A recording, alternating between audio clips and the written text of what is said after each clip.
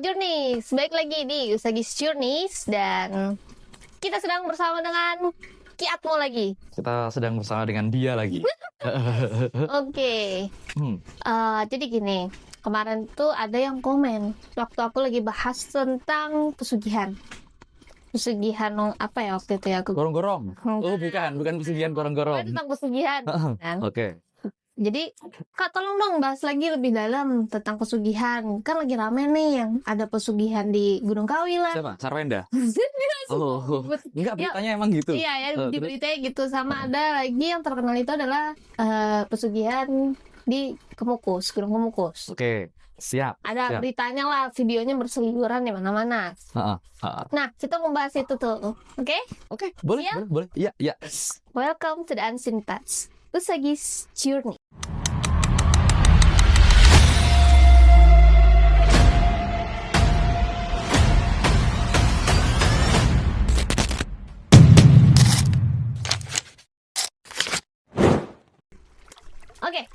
Oke, aku ada pertanyaan dulu nih. Apa nih? Menurut seorang pandangan kamu apa? Paranormal kan? Aku Iya, paranormal kan? Menurut parah. menurut pandangan seorang paranormal, pesugihan itu apa? Pesugihan itu adalah tempat di mana orang mencari untuk hal-hal yang berbau dengan kekayaan dengan cepat. Dengan cepat. Terus habis itu instan pakai tumbal. Ada konsekuensinya. Ya, ada konsekuensinya, entah itu sacrifice or whatever. Oke, itu pesugihan ya kan. Berarti beresiko titik ya di situ. Oke.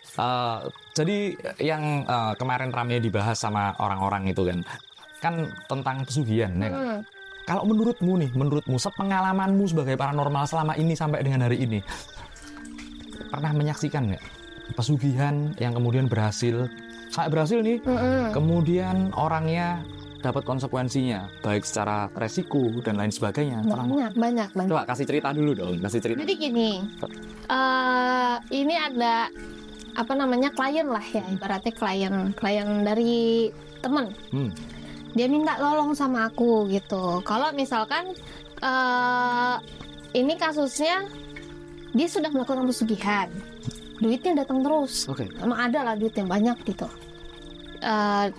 Tapi kasusnya ini dia sudah tidak bisa untuk memberikan sacrifice. Ya, karena yang modalnya habis. Bisa mau tumbalin cucunya pun hampir kena. Sudah hampir mau mati berapa kali lah gitu kan. Tapi nggak dapat gitu. Akhirnya dia jadi gila. Udah gila, sering ngeliat hal-hal yang aneh katanya. Sampai akhirnya ibunya ini dimasukin ke rumah sakit jiwa. Oh iya? Iya. Anjir. Terus. Setelah masuk rumah sakit jiwa, itu pun nggak sembuh. Cuman tenang doang. Tapi ngeliat itu masih. Ngeliat ada yang datang lah, ada yang mau ngambil lah. Ada yang pokoknya macam-macam lah gitu. Iya. Setelah itu nggak lama meninggal. Nggak wajar. Lah orang gila, kalau emang gila, kalau misalkan cuman karena mentalnya yang terganggu, nggak akan sampai mati kan? Nggak ada penyakit apa-apa kok. Iya, berarti itu nyata ya? Iya nyata. Maksudnya gini, mau minta tolong, aku belum bisa sampai ke sana pun, itu nggak sudah lewat duluan gitu. Nggak ketolong. Iya, jadi seminggu setelah itu cerita dapat dari temenku, udah lewat. Gimana boleh tolong? Gitu. Oke, itu pesugihan yang itu ya. Nanti di akhir cerita ini tak kasih tahu ada pesugihan yang orang-orang semuanya pasti relate. Kalian sebenarnya udah terjebak kan? Andai. Serius beneran. Kita bahas yang itu dulu deh. Ya ini yang Gunung Kawi ramai kan, yang di sosial media lah. Betul. Karena ada si pesulap merah. Kita sebut saja namanya ya, kan orang pada tahu ya. Mendatangi Gunung Kawi dan dia mewawancarai si kuncennya. Bukan kuncen itu. Bukan. So itu bukan kuncen, ya banyak orang kayak gitu di daerah. Sana lah ya. Iya. Terus katanya si Sarwenda ini pernah ke sana, katanya buat ngakuin itu, dan dia grebek itu tempat. Iya. Grebek tempat yang katanya buat ritual apa segala macem lah itu. Cuman menurutmu, pandanganmu, sebenarnya Gunung Kawi itu tempat pesugihan atau enggak? Kan kamu pernah sering ke sana lah, maksudnya deket lah dari tempat tinggalmu. Deket banget ya, sekitar 40 menit lah. Iya. Jadi gini, coba ya teman-teman kasih komentar kalian melihat Gunung Kawi itu seperti apa sebenarnya? Iya, apa yang ada di first impressionnya lah ya. Betul. Kalau ada kata Gunung Kawi, terus kalian kebayang apa? Biasanya kan gitu. Nah, itu tulisin di kolom komentar tuh. Jadi, setelah kalian nulis di kolom komentar, aku bakalan cerita nih, sedikit demi sedikit kisah Gunung Kawi. Iya, memang gitu. Kalau disebut tadinya ada kuncen yang di ini enggak, itu bukan kuncen. Karena kalau menurut pemahaman seorang kuncen, itu contohnya seperti siapa sih? Kuncen gunung itu siapa sih? Kuncen gunung itu seperti apa sih? Padahal kuncen gunung itu udah ada di nasional dan kalian harusnya tahu. Kalian harusnya tahu, kalian bisa mikir ya dari seperti itu, emangnya iya kuncennya seperti ini? No guys, kuncen gunung yang paling terkenal dan pasti semua orang tahu kalau aku sebut namanya adalah Mbah Marijan. Oh, kuncen Gunung Merapi. Oh, itu jelas. Tugas. Akui. Iya, tugas. Iya. Loh, memangnya yang di Gunung Kawi nggak ada? Ada dong, kan di sana juga ada kesepuhan. Iya, makanya. Iya, makanya. Nah, itu resmi semuanya ada, ya kan? Nah, kalau yang kemarin-kemarin itu bukan kuncen. Sedangkan di era sekarang ya, di Gunung Kawi itu banyak banget dibikin seolah-olah kita adalah pesugihan. Kalau kita telusuri jauh ya. Coba tanya orang-orang Malang asli, apalagi orang-orang di daerah Gunung Kawinya sendiri.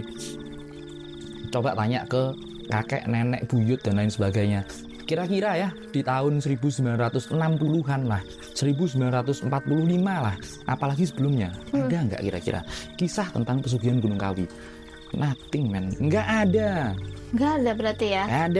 Nggak ada. Tempat itu adalah, kayak makam lah ya. Memang makam. Oh, jadi ada makam yang memang dikeramatkan di sana. Betul. Untuk ngambil berkah berarti sebenarnya. Untuk ngirim doa atau aku dan segala macam seharusnya ya. Betul, memang seperti itu. Dan yang ditunggu ya zaman dulu ya, itu Dewan Daru. Pohon Dewan Daru. Oh ya, pohon Dewan Daru biasa kan dipakai buat gelang. Betul. Kalung gitu, tasbih gitu kan. Betul. Padahal sebenarnya itu bukan arti sebenarnya, karena orang Jawa itu main sanepan. Mungkin orang-orang Jawa tahu ya kalau kita main sanepan. Dewan Daru itu hanya pohon cerme, tahu kan Dewan Daru cerme? Ya kan? Nanti dikasih gambarnya di sini nih. Oke.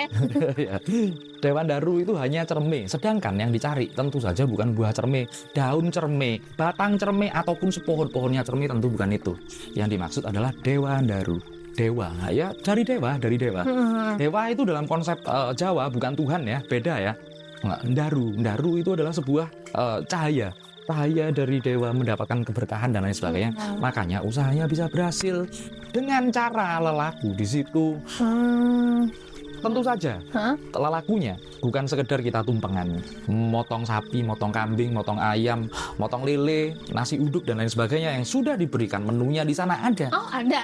Itu namanya industri ziarah. Oke. Salah satu industri terbesar di Indonesia itu industri ziarah.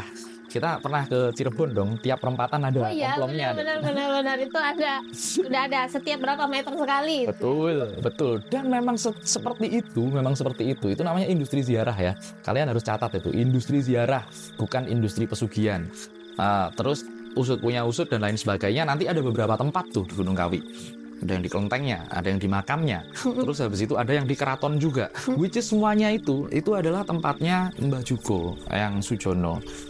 Itu salah satu pengikutnya Pangeran Diponegoro dulu. Oh, gitu. Masa nggak tahu dia padahal. Kan biar ini merepresentasikan penonton, Pak. Iya. Gitu. Iya, dia juga tahu kalau itu tempatnya Mbah Jugo yang Sujono dan lain sebagainya. Jadi kalau Gunung Kawi disebut tempat pesugihan ya, itu sebenarnya aku sebagai orang yang sering banget ke situ. Aku sebagai orang Malang. Bullshit itu. Terus kan tadi kan selain itu kan lelakunya apa dong berarti kalau ke sana tuh baiknya? Bagusnya untuk mendapatkan berkah tuh dari sana. Ya, tak kasih tahu ya teman-teman. Kalian bisa lelaku ini dimanapun asalkan tempatnya sepi. Oh, kayak yang jauh dari hiruk pikuk orang-orang lah ya. Betul. Makanya kenapa ke gunung? Itulah. Nah, jadi gerak sendiri. Oh enggak, kesenggol. Ya. Jadi memang lelaku yang paling gampang dilakukan, yang paling gampang dilakukan itu adalah menyendiri di sebuah tempat. Menyendiri di sebuah tempat yang jauh dari keramaian manusia, duduk berhari-hari di situ berdoa sama Tuhan, ya Tuhan. Oh, ini istilahnya yang orang-orang bilang nyari wangsit.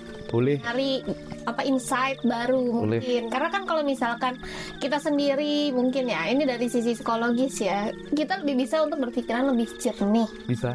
Ya bisa. Kan?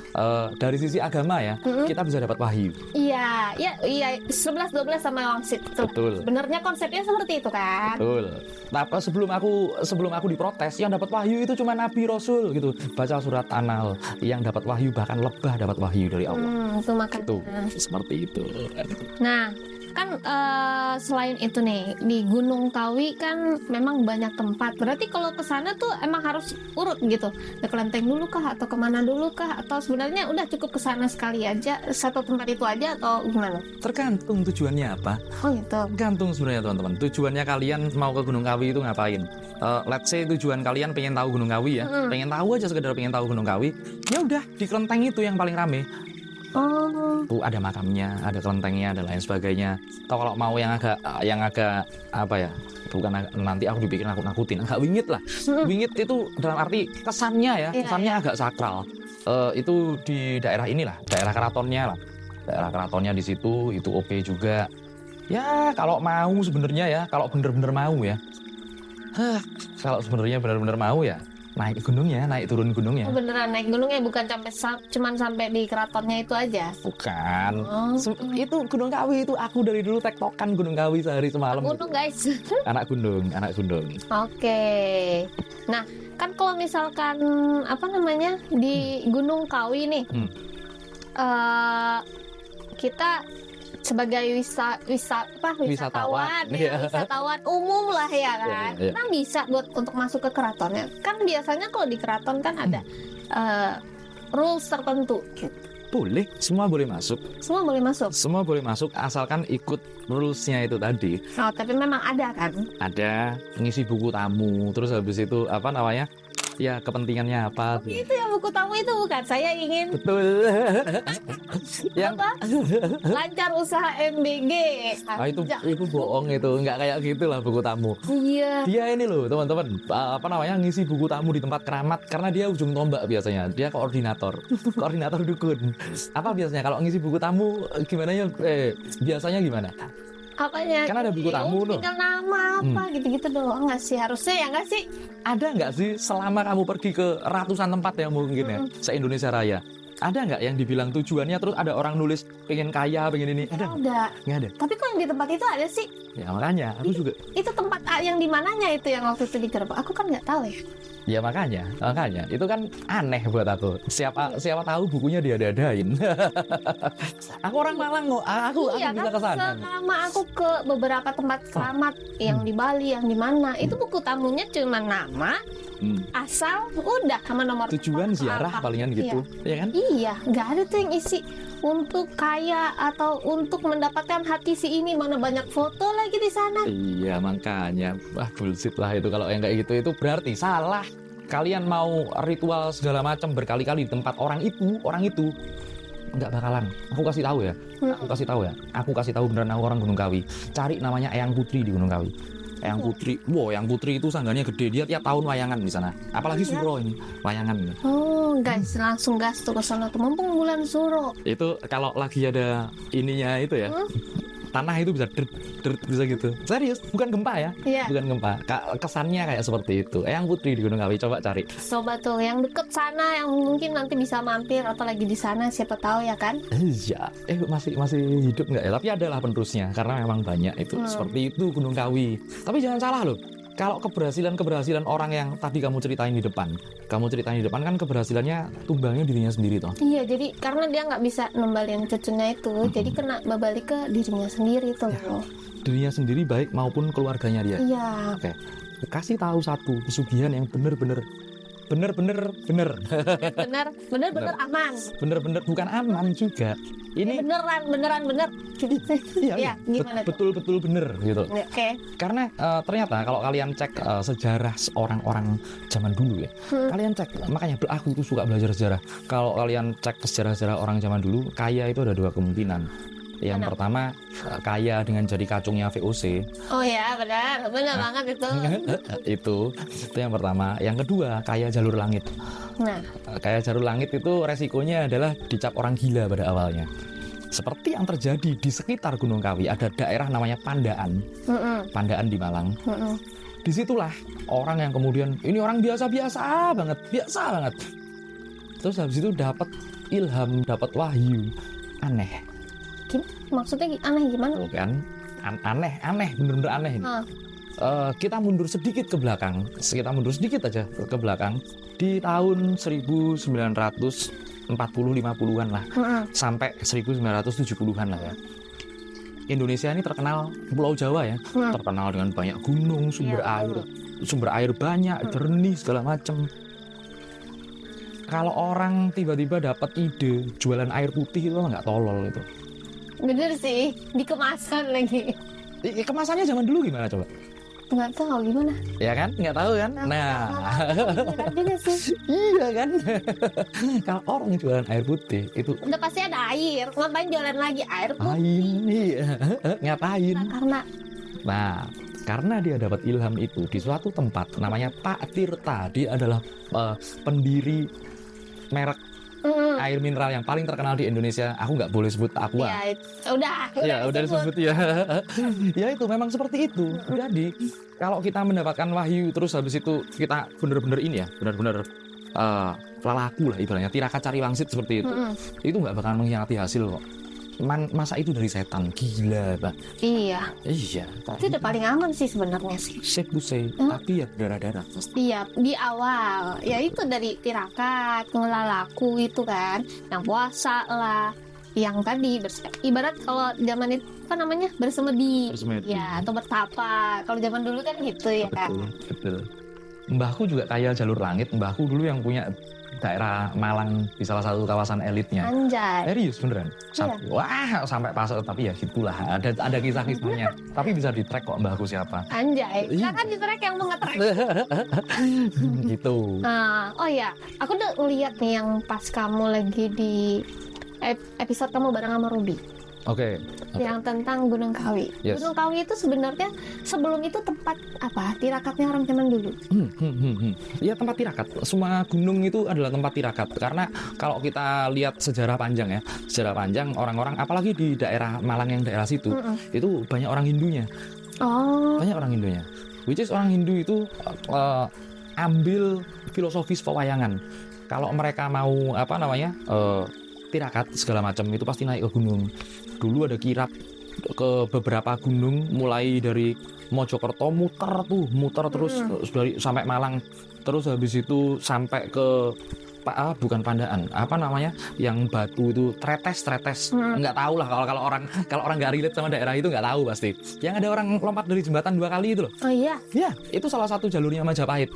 Seperti itu. Aku tahu dari mana? Emangnya aku ngira-ngira? Enggak. Ada di Kitab Negara Kertagama. Oh, itu jelas berarti ya, tercatat. Bukan teman omong belaka. Betul. Dan itu memang ada perjalanannya. Dan, nah ini yang kadang-kadang nggak tercatat. Yang kadang-kadang nggak tercatat adalah situs-situsnya. Aku kalau di Gunung Kawi, nanti kita coba ya. Boleh nih, tahun nih kita ke sana. Boleh. Nih pasti. Wih, seru banget. Kalau kita ke sana bakal aku tunjukin beberapa situs yang bener-bener situs lama. Situs lama banget. Minimal era Majapahit lah. Wah. Tapi masih ada nggak sih orang ke sana? Yang mana? Yang situs lama. Situs itu. Jangan situs itu. Kalaupun aku nemu ya situs-situs kayak gitu, aku kubur lagi. Lu beberapa orang itu eksploitasi ya? Betul.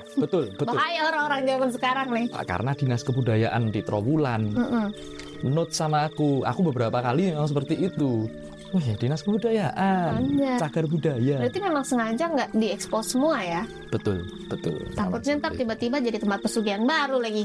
Ya, banyak kan tempat-tempat yang kayak gitu, terus tahu-tahu siapa ngaku jadi kuncen. Iya, atau sebenarnya nggak ada apa-apa jadi apa-apa gitu kan? Oh banyak kalau itu, apalagi banyak tuh yang ada video ternyata itu bukan kuburan, cuman dibikin sama orang. Banyak yang kayak gitu.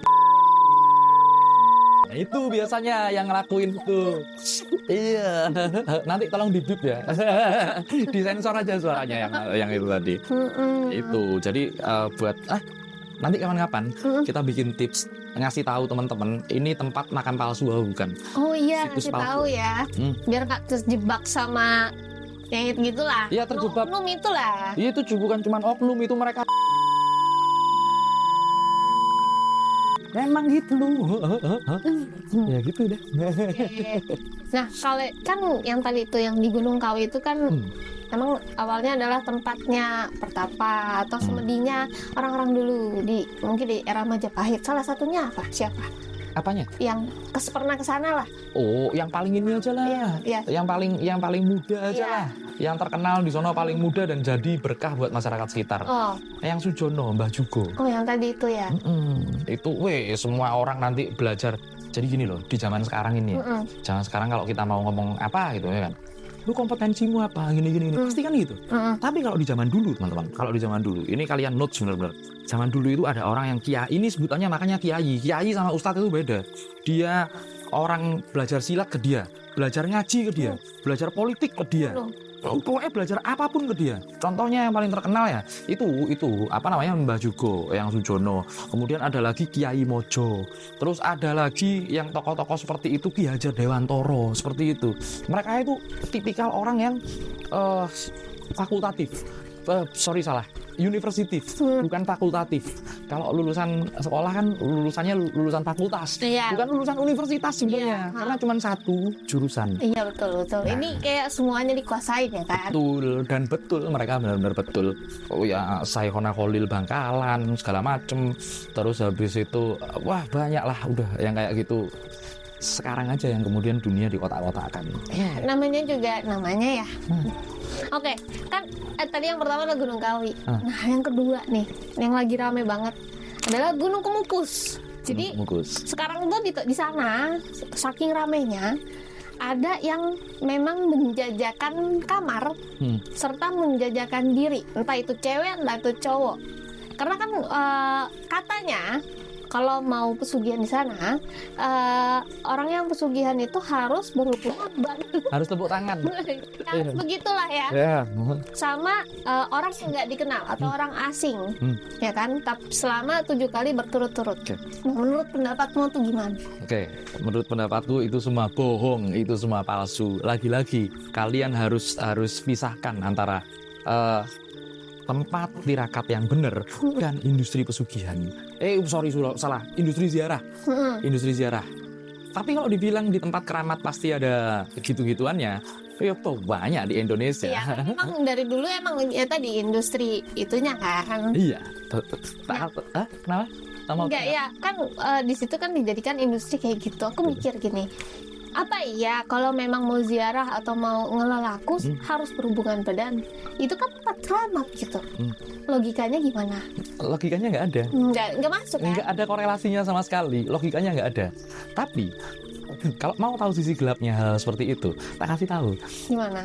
Ya teman-teman, nih apa namanya? Ini pengetahuan yang jarang banget. Bahkan belum pernah ada dukun yang bilang kecuali kita. Gimana? Ya, jadi gini. Itu adalah industri ziarah. Yang namanya industri ziarah banyak disalahgunakan oleh orang-orang tertentu. Tahu nggak kenapa kok katanya nggak kenal seperti itu? Awal mulanya adalah ini ada orang mau datang sama janjian sama orang, cowok janjian sama cewek, udah janjian aja di Gunung Kemukus. Nah di situ nanti satu pamit ke keluarganya bilang aku mau lolaku nih ke Gunung Kemukus. Satunya juga gitu. Akhirnya nanti kan memang datangnya sendiri-sendiri di zaman dulu. Iya benar. Kenal, ya kan? Oh ternyata Gunung Kemukus itu sama kayak di daerah apa namanya? Tahu ini nggak jabon-jabon nggak? Apa itu jabon-jabon? Jablay kebon. Oke. Dipakai gitu. Kok banyak? Ini makin lama makin banyak orang kayak gini di sini ya kan? Ya udahlah sekalian aja kita buka industrinya seperti itu. Jadi sebenarnya kayak lebih tepatnya jadi industri prostitusi terselubung. Loh memang iya. Dengan membawa itu adalah sebagai tempat pesugihan. Memang iya. Lalu orang temanku itu Suhada itu loh, anak daerah situ asli, paham lah dia gimana cara-caranya. Gitulah kira-kira. Aku sih sebenarnya ya sampai detik ini atau saat ini belum ada tuh dapat cerita yang habis dari sana tuh beneran jadi. Beneran kaya gitu. Nggak ada. Tapi memang di sana literally tempat tirakat sebenarnya atau enggak? Itu petilasannya cloningannya Mas Sandi. Hah? Maksudnya gimana? Pangeran Samudro itu cloningnya dia dulu. Iya. Tapi kasihan banget dong kalau tempat petilasan di sana jadi tempat begitu. Beda tempat. Tempatnya beda. Asli. So ada petilasannya Pangeran Samudro di sebelah mana, ya kan? Nanti dibikin tempat yang buat itu semuanya. Kopi pangku. Kopang. Kopi pangku. Iya, cuman iya itu makanya aku nggak ngerti dia harus berhubungan sama orang asing. Ritualnya apa, coy? Nggak ada. Ritual seperti itu bahkan di Bhairawa Tantra pun nggak ada. Ritual seperti itu. Ada kan? Tuh, makanya jangan asal percaya tuh sama pesugihan yang kayak gitu ya. Makanya guys, nanti kalau kapan-kapan kita mau kan ada orang yang ngelos, bener-bener ngelos seperti itu tadi, nggak kenal, tahu-tahu tepuk tangan bersama gitu. Nah, itu nanti ada di ajarannya Bhairawa Tantra, Panca Mahabhuta Makara namanya. Panca Mahabhuta Makara. Wis sangar cuy. Sangar cuy. Tapi itu tujuannya buat apa kalau itu? Tujuannya buat muak kita. Contoh, kita makan nih. Makan makanan enak-enak sampai muak kenyang, kalau perlu muntah. Selesai. Habis itu kita lihat makanan udah males gitu ya. Iya, udah gitu. Nah, itu salah satu, itu namanya tantra. Beda lagi. Oke. Nah, ini masih di seputar pesugihan. Kalau yang pesugihan dengan sacrifice tumbal, either itu adalah hewan atau itu adalah manusia, itu menurut kamu beneran jadi jalur cepat nggak sih untuk dapat kekayaan? Jalur cepat, pokoknya gini lah, kalau prinsipku itu semudah ini aja. Semua hal yang dikorbankan di luar nama Tuhan, ya kan, itu sesat. Udah gitu aja, titik di situ. Sesat guys. Sesat, pasti itu sesat. Tapi kebanyakan orang yang sukses ya malah nggak pakai cara-cara seperti itu. Enggak. Bahkan mereka pun nggak motong ini kok, nggak motong hewan kok sebenarnya. Serius. Ya kan? Kalau syukuran motong hewan silakan. Itu syukuran dan makanannya pun dibagi-bagiin dong. Ya kan, dijadiin masakan lah ya. Betul. Tuh. Makanya nanti kalau ada orang-orang yang mikirnya ini harus numbalin segala macam. Gini lah, kalau buat aku sendiri ya, kata tumbal itu beda persepsiku sama persepsi kalian. Asal muasalnya kata tumbal itu kan dari Jawa Kawi. Nah, aku paham masalahnya. Tumbal tawur perangnya Bharatayuda itu seperti apa, bukan tumbal-tumbal yang kayak dikenal manusia zaman sekarang. Iya kan, sekarang persepsinya orang tumbal itu ya mengorbankan sesuatu untuk sesuatu juga. Iya, betul. Gitu. Makanya nanti kalau seumpamanya orang-orang cuma sekedar cari pesugihan ya, tak kasih tahu pesugihan yang tumbalnya lebih sangar, tapi itu pasti berhasil. Nggak mungkin nggak berhasil ini. Aman tapi nggak? Kalau dibilang aman, nggak ada yang aman sih sebenarnya. Tapi ini pasti berhasil. Iya. Serius pasti berhasil. Tapi nggak aman. Ya tetap ya kayak gitu ya. Makanya tadi aku cerita di awal, dia baru nikmatin itu hasilnya 2 tahun. Udah disikat duluan sama ononya. Sama setannya. Buat apa dong? Nah, makanya percaya nggak? Kalau orang zaman sekarang kan bilang itu si orang-orang kaya kayak Bill Gates, Steve Jobs, siapa namanya yang punya X itu, Tesla itu siapa namanya? Elon Musk. Mereka nggak pesugihan bisa kaya. Anjir, kalian nggak tahu mereka mempelajari pesugihan di sini sampai mereka bikin sistem pesugihan baru. Oh iya. Contohnya? Nah, jangan sok tahu. Jangan sok nggak tahu lah. Apa? Oke, pesugihan yang pasti berhasil ya. Iya. Tumbalnya kalian yang ini sendiri. Pesugihan yang pasti berhasil itu adalah menarik uang gaib kan ini? Iya. Uang gaib kan ini? Iya. Uang gaib itu pinjol.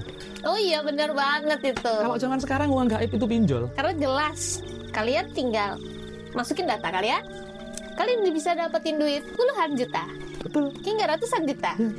Apa itu kalau bukan uang gaib? Iya, udah gitu nggak ada jaminan lagi. Betul. Maksudnya nggak perlu jaminan. Betul.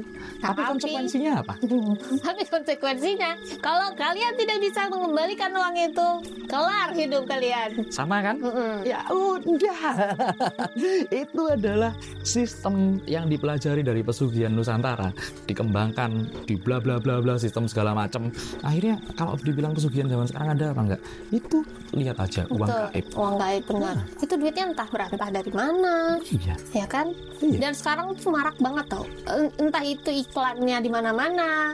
Udah gitu aplikasinya tuh banyak banget gitu.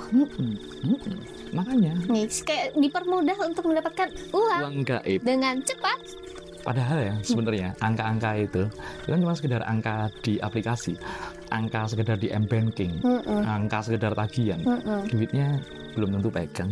Iya benar. Uang gaib anjir. Beneran, cuman transfer doang. Iya. Duitnya nggak ada. Terus tahu-tahu udah bayar cicilan-cicilan aja. Ya gitu dah pokoknya. Ya gitu malah parahnya mungkin minjem nariknya 15. Tiba-tiba karena ini nggak bisa bayar jadi 50 juta. Betul. Apa bedanya sama pesugihan yang beresiko itu? Iya, itu juga beresiko sangat sih. Banyak kan orang yang akhirnya putus asa dan mengakhiri hidupnya sendiri gara-gara nggak bisa bayar. Banyak banget. Jadi itu fix pesugihan yang ada di hari ini. Di era modern ini ya. Era modern ini pasti berhasil. Ya udah, kalau kalian mau coba ya siap-siap nyawa kalian melayang. Stres. Iya. Nah, selesai Pasti itu. Gitu. Masuk akal kan?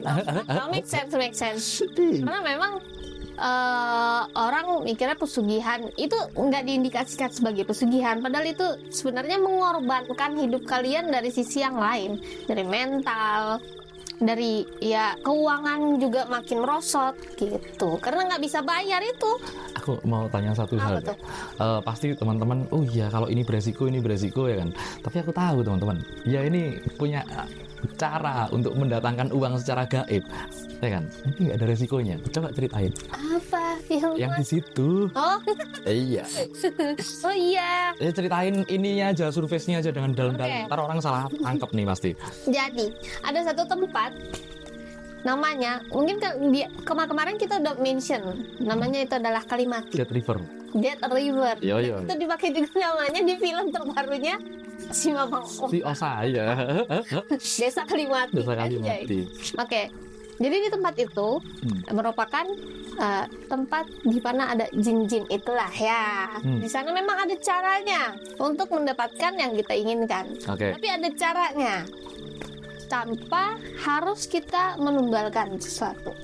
Tapi kalau kita salah dalam tata caranya itu, kelar juga sebenarnya. Yang mengaminkan yang beda ya. Yang mengaminkan yang beda. Iya. Jinnya Aladin bisa digosok-gosok, bisa nurut. Ya kan beda kan sama jinnya Jafar. Iya beda. Ragi itu rage dia. Iya. Itulah bedanya teman-teman. Bedanya itu. Kita harus tahu nih di sini mana nih yang bisa bantu kita benar-benar. Gitu. Nah kalau mau kalian ya hubungi dia aja langsung. Kontaknya ada di sini nih. Nih kalian lihat. Ada di deskripsi. Oke. Enggak di sini aja nanti dikasih. Dia menambahin kerjaan memang. Oke, kalau gitu tadi kita udah bahas tentang Gunung Kawi, tentang Gunung Kumukus, terus juga insight kita tentang pesugihan zaman dulu dan zaman sekarang. Yes.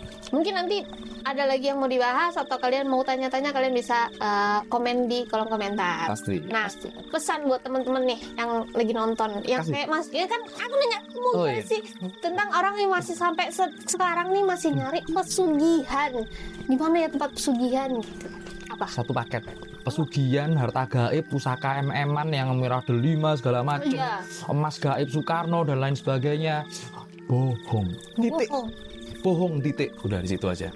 Nggak ada sebenarnya. Ada. Aku tahu dari mungkin yang modus-modus seperti itu yang nggak banyak orang kenal. Kalau emas gaib terus habis itu narik emas jadi kuning sari itu kan banyak orang tahu. Kalau black dollar ada yang tahu nggak? Enggak. Apa itu? Black dollar ada. Nanti narik dolar gaib ibaratnya seperti itu. Yang katanya di bank Swiss segala macam. Oh iya. Tahu. Dengar. Itu kalian cek teman-teman. Kalian cek di Google namanya black dollar. Nggak banyak orang tahu, tapi kalau kalian tahu tinggalin di kolom komentar. Nah, nggak ada udah itu seperti itu. Ngomongin itu, nanti kita bahas lagi. Apa itu? Sate gagak. Sate gagak. Itu banyak tuh cerita-cerita dari zaman dulu sampai dengan sekarang nih. Nah, betul. Ya, nanti kita bahas di mungkin next video. Oke? Siap. Oke. Itu dia ulasan kita tentang pesugihan tadi ya yang lagi viral ini. Mungkin buat kalian biar tahu nih bahwa itu semua itu bukan pesugihan, cuman memang ada oknumnya aja yang sengaja untuk membuat tempat itu jadi semacam tempat itu untuk kepentingan pribadi. Betul. Oke, sampai di sini video kita. Sampai jumpa di video-video selanjutnya. So, stay magical, stay logical. Bye. bye.